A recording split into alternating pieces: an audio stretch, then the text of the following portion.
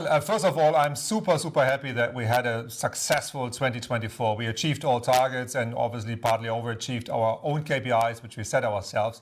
We are stepwise turning around Siemens Gamesa. It's not done yet. I want to be very clear that we still have a lot of work ahead of us. We are not there yet where we want to be, but we gave an outlook, really, where do we want to go? And obviously where we are playing a role for the energy transition on the one side and this massive demand increase which we see on the electricity side.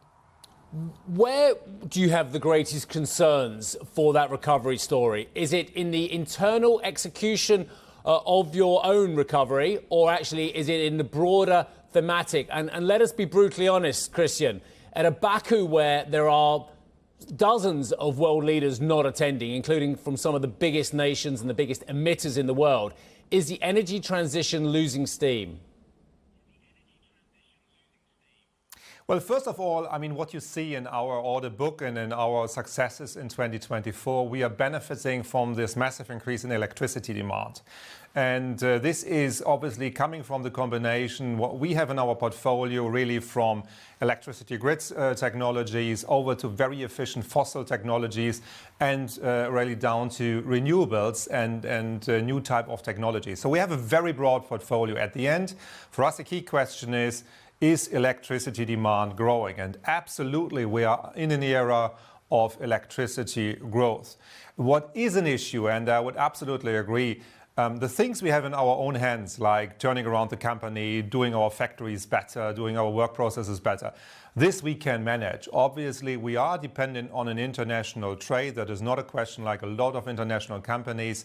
And this is where I watch, obviously, carefully what is happening and are we able to really manage international interconnected supply chains. This will be the area of effort which we have to put on top of everything, but it's really more along these lines. But in terms of market growth, what I'm looking at is really, is electricity growing? And there I clearly have to say, absolutely yes. Christian, it's Annette in Berlin. That brings me directly to my question, what Donald Trump as new president-elect in the United States might mean for your company. A, because he is seen not to be a big fan of investment in climate-friendly technologies, and B, because there are looming tariffs. So what is your early assessment here? Yeah, first of all, I would say let's see what's coming. And let's also remember from the first term of Donald Trump, where there was the highest additions in onshore wind power because it was driven really by the respective states. And there we have to see on how this play out. But what I want to clearly say is we have around 13,000 employees in the US. We run 11 factories. So we are very US company. So we're very local. And we do a lot of business on the gas services, on the grid technologies, on the compression in the industry.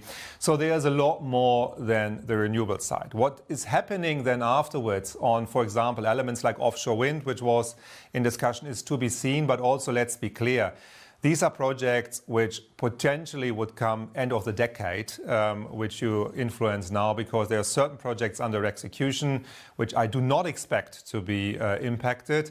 And then we'll have to see what's coming then over the next years. Let's be clear also, the offshore wind market is a market which largely plays today in Europe. So in that regard, I would really say, let's see. The tariffs is something where, for me, the important thing is, are we actually differently set up than our competition?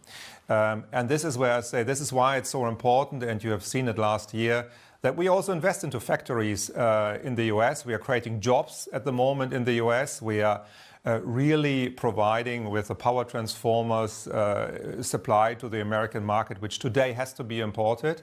And we are building these factories. So in that regard, I would say, let's see what's happening. And then I believe we're well set up to manage the different situations.